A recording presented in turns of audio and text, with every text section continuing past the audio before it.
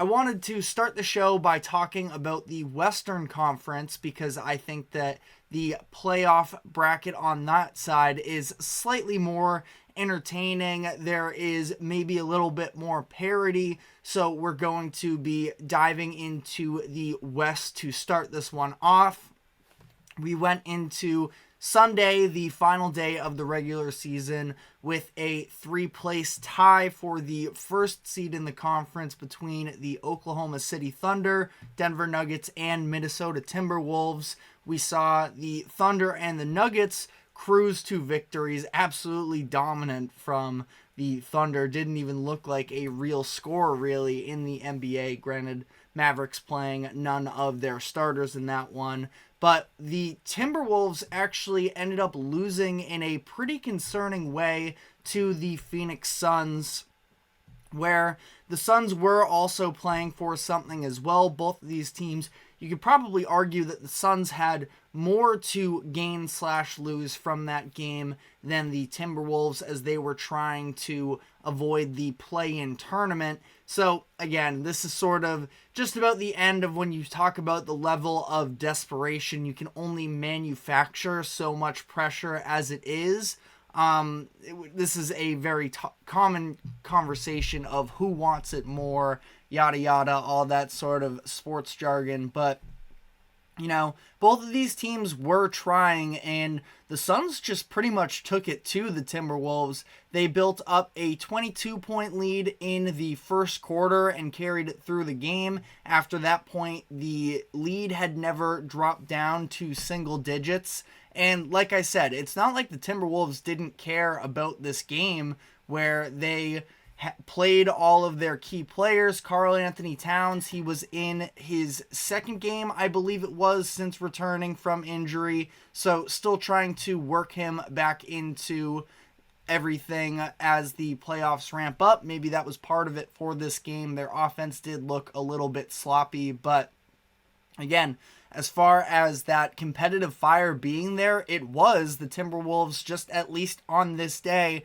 were not on the same level as the Suns. You had a little bit of a scuffle between Bradley Beal and Devin Booker in the second quarter, where they were Bradley Beal and Anthony Edwards, that is, in the second quarter, where they got into a little bit of a shoving match and some animosity that could definitely lead into the playoff series where these two teams are actually set to play. So we will dive more into that specific matchup in a minute. But with that set of those three games, it is Oklahoma City as the 1 seed, Denver as the 2 seed, and Minnesota as the 3 seed. You have the Clippers and Mavericks in that 4-5 matchup. We've known that for about a week or so now.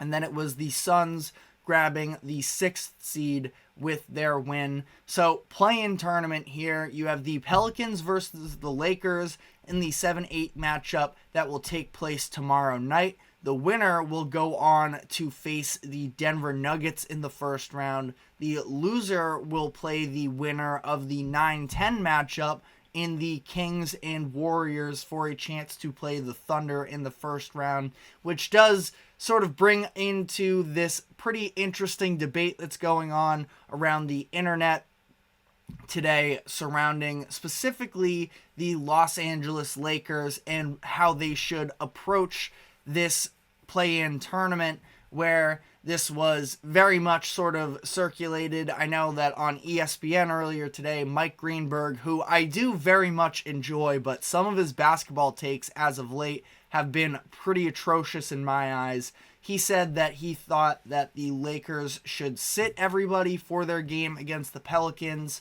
and gun for that 8 spot against the Oklahoma City Thunder. And in a perfect world, I'm sure that the Lakers would prefer to play the Thunder over the Nuggets. Who wouldn't really, especially given the amount of success that the Lakers have had against the Thunder this season. But this debate it's a massive risk in my eyes, where we have just seen the play-in tournament be implemented over the past few years, but That being said, in the history of the NBA, we've seen this sort of jockeying and playing the game of trying to manipulate what type of seed you are for matchups as the season winds down. I don't think you really have the flexibility to do that in the play-in tournament in these one-game series and a sudden death. I think it's just so risky to play your odds of not making the playoffs entirely just to try and find the best possible matchup in the first round if you are the Lakers in this situation. And again, I fully admit that the Lakers have a much better chance to go deep in the playoffs if they face the Thunder in the first round as opposed to the Nuggets, and I have confidence that the Lakers would beat the Thunder in a series, but I also don't think that that's any sort of a guarantee. We did just see Anthony Davis dealing with some back spasms during their game yesterday as well. Not that I think it should be anything too serious, but again, just an example of nothing is really a given in the game of basketball, and that's even more the case when you're talking about a one-game instance where if the Lakers were to throw their game against the Pelicans, then they would be facing either the Sacramento Kings, who swept the Lakers during the regular season series. That's little subplot of Domantas Sabonis being 10-0 against Anthony Davis in his career. I'm sure that would be talked about in this instance.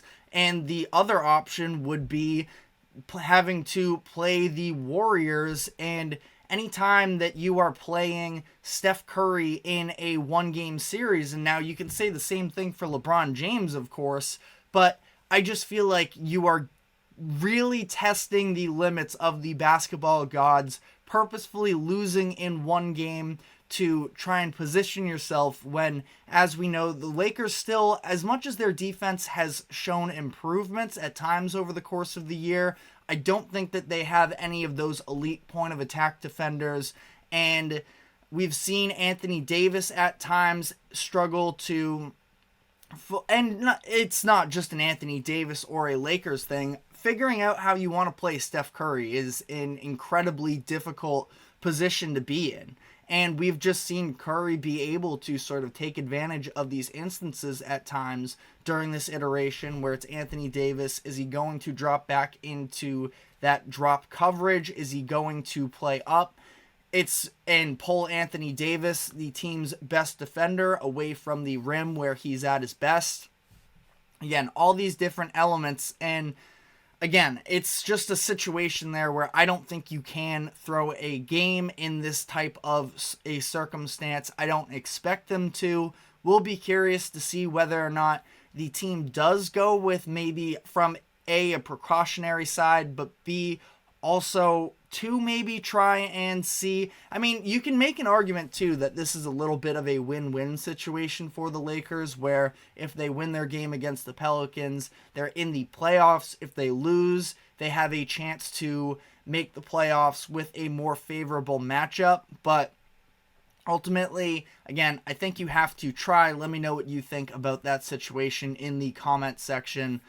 But in terms of the Greater Western Conference picture here, it is still the Denver Nuggets who are the team to beat in the West. Now, they haven't looked quite as invincible, I think, as we felt about them for a while, but granted, we saw this last year specifically that I thought cost Jokic the MVP, was them take their foot off the gas a little bit as the season came down to the end, and that was not the case with the Nuggets this year. Yes, Jamal Murray missed a bunch of games there in order to try and preserve him for the playoffs, but Jokic was playing this whole way, and he was playing hard. But again, when I talk about some of the uncharacteristic losses for the Nuggets, that includes their game against the San Antonio Spurs on Friday, where Jokic was absolutely trying in this game, and it was Victor Wembanyama just putting on an incredible performance. Now, Wemby is going to be Wemby, and he's only going to get better. It's a shame that we're not going to be able to see any more of him until next NBA season. But again, this was another close game that they lost. They are 6-6 in games decided by 3 points or less. I think that that's a little bit of a dramatic stat to sort of throw out, as I do currently do so, but a handful of these have come in the past month or so, where it was that Spurs game. They lost a close one against the Clippers the other week. Granted, that was without Jamal Murray, and head coach Mike Malone was actually ejected from that game as well. The Nuggets win that game in my eyes if they have Jamal Murray. And then they lost on St. Patrick's Day to that Kyrie crazy left-handed hook shot as well. So, again, you can't overreact to these losses. I'm just pointing them out that it does typically feel like those are games that the Nuggets should normally win, and they weren't able to do so in this recent stretch. But the Nuggets are still, they have the second most clutch wins in the NBA this season, and they have the third best win percentage in clutch situations this year. So, take all of that information I just gave out for what you will. When they are fully healthy, Jokic and Murray are the best duo in the NBA, I think, in terms of their skill, but also the way that they are able to play off one another. When you're talking about ranking duos in their collective, obviously there's the skill of a Durant and Booker or a Kyrie and Luka, but I think that the two-man game, along with the individual talent of Jamal Murray and Jokic, and frankly, they're coming off of a championship. Maybe it's recency bias, but I just don't think that there is a better two-man game in the NBA, really. And when you're talking about this Nuggets team as a whole, no, maybe they don't have the level of depth quite like they did last year, but we've seen flashes, especially as of late, with both Peyton Watson and Christian Brown. Again, they just need these supplementary pieces to stick up and play big minutes. That also being along with the fact that them and the Celtics are really the two teams that you can make an argument, in my eyes, for the best starting five in the NBA. So the Nuggets are they are the betting favorites. They are the team that many, including myself, are going to pick to come out of the Western Conference this year. And I think that they should come out. I just also think that there are a handful of very competitive teams in the Western Conference that could make things interesting, so I'll be curious to see how that plays out. But as for the rest of the Western Conference here, the Thunder have had an incredible season, one of the youngest teams to ever take home the 1 seed in NBA history, and there's so much that is going on for them. Again, I don't like the conversation of them necessarily being a write-off in the first round, should it be the Lakers or anybody else that comes in as the 8th seed. They do definitely scream a little bit of a first round upset, but at the same time, this is an extremely hungry group. You know that they are not ready to be counted out. Now, some of those matchups when it comes to size and the post game and the physicality of the playoffs, the Thunder haven't had, they don't really have. I know that Chet Holmgren is incredible, had a rookie of the year caliber season in basically any year where Victor Wembanyama isn't in that same class, but they don't really have depth at the position, and yes, they have a lot of flexibility and a lot of depth, but in general, that is. But the big position is one that I do worry about a little bit with the Thunder, and there are some teams that could possibly take advantage of that, but going to be curious to see how the matchups lay out there, because I'm definitely not ready to fully write them off. I would probably pick against them in terms of, are they going to make the Western Conference Finals? But that being said, gonna have to see who they're facing off against in the first round. And then as far as that 3-6 matchup that I alluded to, Timberwolves versus Suns, where it is a very interesting matchup, really hard to sort of, come up with a definitive feeling on the Phoenix Suns based off of the season they had, where, I gave my segment, it was a couple months ago, of have the Suns rounded the corner. They look to be one of the best 4 teams in the league. and then they just sort of staggered their way into falling into that play-in tournament threshold. Now, granted, still 16 games over 500, so it's not like at any point, and I was even trying to find the specific turning point of when things went wrong for them, and you just couldn't necessarily find. It was just these problems, specifically the fourth quarter, specifically the ball movement with them, and not having a true point guard to operate the show for them. They have been a very solid team the whole year, but just have had some glaring issues that makes people not feel great about them. But they ended up closing the season on a very good stretch, winning 7 of their last 10 games, and that's especially, significant considering their last 10 games were all against opponents that are in the playoff picture. Now, injuries definitely played at least somewhat of a role in how all of that played out, but still coming off of a little bit of a high note, and that game against the Timberwolves where they've just owned that matchup all year, swept them in the season series 3-0, and I understand that in terms of team success and a lot of these regular season series, it's never meant less when it comes to playoff implications, really. But you do also look at sort of the way that the Suns have won all of these matchups against the Timberwolves, where Anthony Edwards played in every single game and was significantly the worst version of himself, basically as he was all season, where he averaged just 14.3 points per game against the Suns this season in 3 games. He, of course, averaged 25.9 during the regular season, so an extremely dramatic fall off. Shot just 31% from the field as opposed to the 46% he shot in the regular season as a whole, and the Suns really were just comfortable of sending everything at Anthony Edwards and letting the others hurt them. This is a scenario where Karl Anthony Towns, what version of him are we going to get moving forward here? Because they are going to need that secondary creator.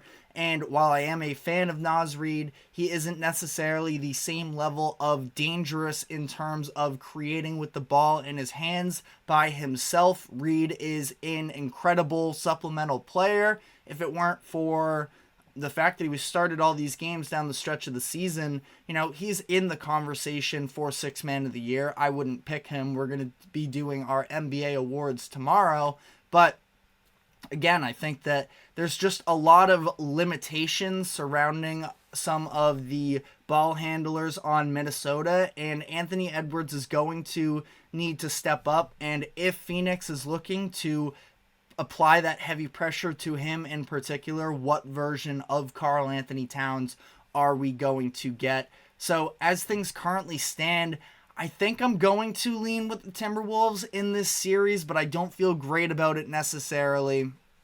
I'm going to pick the Nuggets over whoever they end up playing in their series.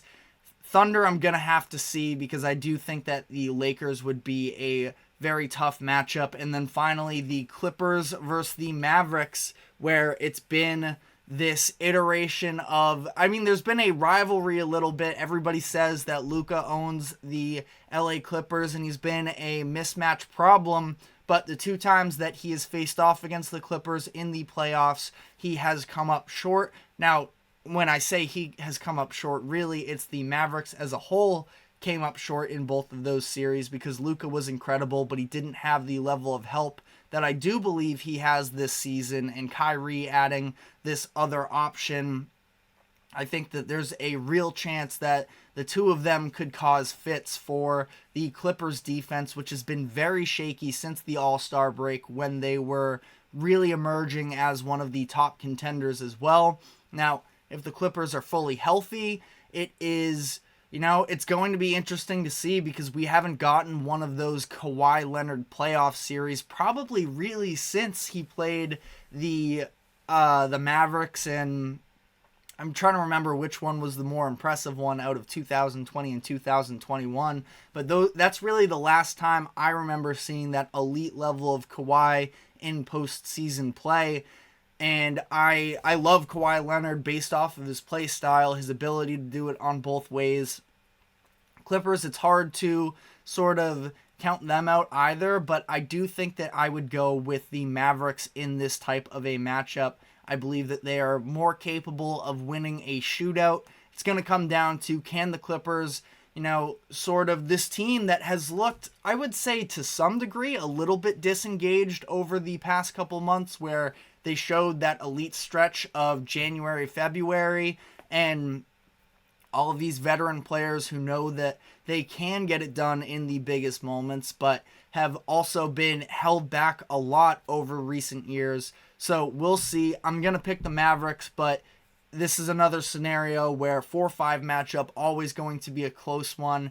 And I think that the Clippers can make things interesting, but I'm going to go with the Mavericks in this type of a matchup. So again, I know I copped out a little bit with that Thunder pick, but for the most part, I have the Nuggets moving on, I have the Mavericks moving on, and I have the Timberwolves a little bit begrudgingly, but we will see as all of this plays out. Again, those first set of Western Conference play-in tournament games kick off tomorrow night, so we'll probably we will get more in depth on those as they come. But for now, we are going to be taking our first break. And when we come back, we're going to be diving into the East. So stick with us and we will be right back.